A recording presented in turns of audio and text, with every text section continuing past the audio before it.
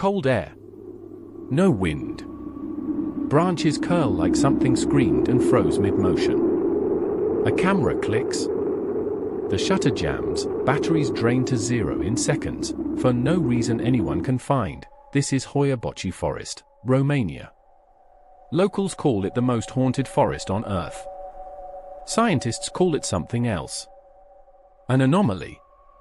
Nobody agrees on what that word actually means here. The forest sits just outside Cluj-Napoca, in Transylvania. On a map, it looks ordinary. Rolling hills, dense woodland, nothing marks it as different from 1,000 other forests in Eastern Europe, but walk past the tree line, and something shifts, the air feels heavier, sound behaves strangely, muffled in places it shouldn't be, not quieter, exactly, just wrong. Transylvania has its own mythology. Dracula. Castle Bran. The kind of darkness that sells postcards. But Hoia Baciu sits outside that mythology entirely. It doesn't trade in Gothic imagery. It doesn't need to. What happens inside these trees has been documented by biologists, military technicians, and ordinary hikers who walked in with no expectations and came out with no explanation. That's a different kind of strange. The trees are the first sign. They bend at angles that defy normal growth patterns. Not leaning from wind, not curved from disease. Twisted, low to the ground, like they recoiled from something and never straightened back out. Botanists have studied this. The curvature is real. It's not staged, not carved, not a hoax for tourists. Something bent these trees as saplings, decades ago, and no one has a clean answer why. In most forests, a tree that grows crooked has a reason: competition for light. Soil erosion, prevailing wind. In Hoia Baciu, the reasons stop applying. At the center of the forest sits a perfect circle. Nothing grows there, no grass. No shrubs. No trees, even at the edges where the canopy presses close. Soil tests from the clearing come back normal. Nutrients, pH, composition, all consistent with the surrounding land, yet nothing takes root inside that circle. Scientists have reseeded it, nothing grows. They have tested the soil chemistry in detail. Nothing explains it. The clearing simply refuses to be alive in the way that everything around it is alive. Locals gave the forest its nickname long before science ever showed up, the Bermuda Triangle of Romania. The name Hoia Baciu itself comes from folklore. Baciu means shepherd in Romanian. The legend says a shepherd once entered these woods with 200 sheep. He never came out, no remains. No flock, no trail, just a name attached to an empty story, repeated for generations. On its own, that's just a legend. A cautionary tale parents tell children to keep them out of the trees. Every forest has one. But then the modern report started, and they didn't stop. In the 1960s, biologist Alexandru Sif began one of the first serious investigations into the forest. He wasn't a paranormal enthusiast. He was a scientist who noticed something unusual and wanted measurements. He measured radiation levels. He mapped the bare clearing. He interviewed visitors who reported physical symptoms after entering: headaches, nausea, rashes appearing on skin that had no contact with plants, a pressure behind the eyes that lifted almost immediately once they left the tree line. Sift found no obvious environmental cause. No toxic soil. No gas leak. No radiation spike large enough to explain what people described. He kept returning, he kept measuring, the measurements kept coming back ambiguous. Other visitors reported something less physical, a sense of being watched from every direction, even when the forest was empty, disorientation severe enough to make experienced hikers lose their bearings on terrain they knew well. Some described losing track of time entirely, walking for what felt like minutes and returning to find hours gone, watches running fine, phones showing a time that didn't match the sun. There's a particular quality to that kind of disorientation. It's not like getting lost. Getting lost has a logic to it, a sequence of wrong turns that you can trace back. This is different. People describe emerging from the trees and simply not being able to account for where the time went. Then there's the story most often repeated by locals. A young girl, around 5 years old, wandered away from her family during a visit to the forest. Search parties combed the area for days, nothing. 5 years passed. According to the story, she walked out of the trees on her own, same age, same clothes she'd disappeared in. No memory of where she'd been or how time had passed for her. This account isn't backed by official documentation, no police file, no verified date. It's local legend, not history, but it's told with a strange consistency, passed down like something that actually happened to someone's neighbor, someone's cousin, someone real. And the specific detail, same age, same clothes, no memory, doesn't shift in the retelling. Most legends drift, this one doesn't. In August 1968, the forest produced something harder to dismiss as folklore. A military technician named Emil Barnier photographed a solid, lens-shaped object hovering directly above the bare clearing. He wasn't there to look for anything unusual, he was on a day trip with friends. He saw the object, raised the camera, and pressed the shutter before it disappeared.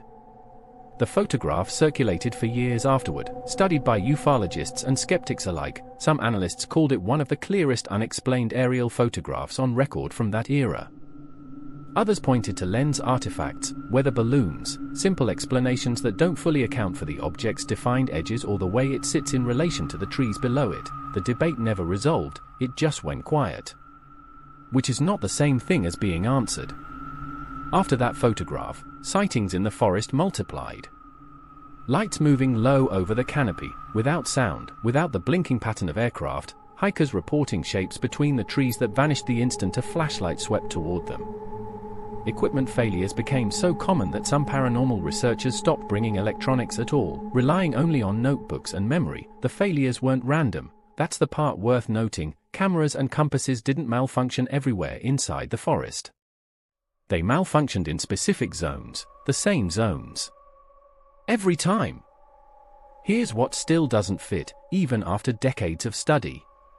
Electromagnetic readings inside the forest spike in specific, mappable zones, then drop back to normal just a few feet away. No power lines run underground. No mineral deposits in the soil explain the fluctuation. Researchers have logged this pattern repeatedly, in different seasons, with different equipment, and it holds. The spikes are real, they are consistent. They are localized, and they don't have an obvious source. Photographs taken inside the anomaly zones often show distortion, blurring that doesn't match motion blur. Strange light artifacts that don't correspond to any known lens flare pattern, orbs of light appearing on film where no light source existed. Camera malfunction is the simplest explanation, but it doesn't explain why the malfunctions cluster so tightly around the same coordinates, year after year, camera after camera, film and digital alike. A malfunction that repeats in precisely the same location isn't a malfunction. It's a pattern, and patterns mean something is causing them. Several visitors have reported skin irritation after spending extended time in the clearing, redness, itching, burning that appeared with no contact with vegetation. Some developed these symptoms hours after leaving. Medical examinations in a few documented cases found no allergic reaction, no insect contact, no environmental explanation. The symptoms resolved within days, they left no lasting mark. Just the memory of something that had no name. The theory split into a few camps, and none of them closed the case entirely. Some researchers point to natural but unusually strong magnetic fields beneath the forest floor. Certain rock formations and mineral deposits can generate localized magnetic anomalies. In theory, prolonged exposure to fields like this can trigger headaches, nausea, disorientation, even mild hallucinations in sensitive individuals. This would explain a lot: the headaches, the pressure behind the eyes, the disorientation, possibly even some of the visual distortions people report. What it doesn't explain is the bare circle, or the precise, repeatable location of the electromagnetic spikes without a clear geological source, or the consistent shape of a phenomenon that doesn't drift the way natural magnetic fields tend to drift. Others have pointed to infrasound. Low-frequency sound waves, below the threshold of human hearing, can be generated by wind moving across specific landforms. Infrasound at certain frequencies causes unease, disorientation, a sense of presence. It has been documented in other supposedly haunted locations.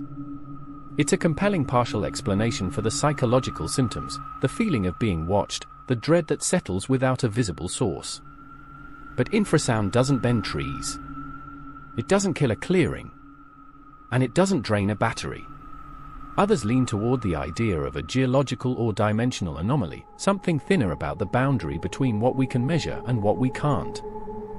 This theory offers no real mechanism. No instrument built has ever detected a thin spot in any measurable sense. It survives only because the pattern of reports is so consistent, decade after decade, from people who never spoke to each other, who came from different countries and different belief systems, and described the same clearing in the same terms. Skeptics offer the most grounded explanation: mass suggestion. A forest with centuries of ghost stories attached to it primes every visitor to expect fear before they even step past the first tree. The mind, primed for dread, starts finding it everywhere. Shapes in shadows. Headaches from anxiety, not radiation. Missing time from simple distraction, not paranormal displacement. The watched feeling from hypervigilance, not invisible eyes. This explains most of the modern reports convincingly. Tourism itself may have amplified the legend, turning a genuinely strange landform into a folklore machine that feeds itself. Belief creates experience. The forest does the rest, but mass suggestion doesn't bend a tree. It doesn't kill a patch of soil for decades while everything around it grows fine. T doesn't explain a photograph taken in 1968, before ghost tourism turned this place into a destination, before anyone had a reason to fake anything for an audience that didn't yet exist. And it doesn't explain Alexandru Sift, a biologist with no stake in the supernatural, returning to the same forest year after year because his instruments kept telling him something was there that he couldn't name. There's a broader pattern worth sitting with. Hoia Baciu is not the only place on Earth where a contained geographic area produces consistent, repeatable anomalies that no single theory accounts for. The Zone of Silence in Mexico. The Hestalen Lights in Norway. The Moving Stones of Death Valley. In each case, science has made partial progress. The anomaly sits at the edge of the model, not outside it entirely, but not inside it cleanly either. Hoia Baciu belongs to that category, strange enough to study. Too consistent to dismiss, too incomplete to close. Every theory here answers part of the puzzle and leaves another part standing untouched. That's the real pattern in Hoia Baciu. Nothing closes cleanly. Nothing opens all the way either. The forest just sits there, bent trees and bare ground, daring anyone to explain all of it at once, and so far, no one has. What researchers keep coming back to is the combination, any one of these things, the twisted trees, the bare circle, the electromagnetic spikes, the photograph, the equipment failures, the physical symptoms. Any one of these on its own could be explained away, minimized, filed under unusual but not impossible, but all of them together, in the same location, repeating across generations, producing the same effects in the same zones. That combination is harder to file, it keeps refusing. The drawer. So here's the question worth sitting with after this ends. If a stretch of ordinary-looking land can bend its own trees, drain batteries, kill a clearing, and produce effects that science still can't fully map after 60 years of trying, how much of the ground we walk past every single day has simply never been looked at closely enough? How many forests have a circle at their center that nobody has tested yet? How many anomalies sit unnamed in places that haven't been given a name? The trees in Hoia Baciu are still bent. The clearing is still empty, cameras still malfunction in the same zones they malfunctioned in 50 years ago. Whatever is happening in that forest, it isn't waiting for an explanation, it just keeps happening. If you made it this far, you're exactly the kind of person this channel is built for. Hit subscribe, drop a like, and share this with someone who'd disappear into these woods without a second thought, the kind of person who'd walk straight into that bare clearing just to see what they felt.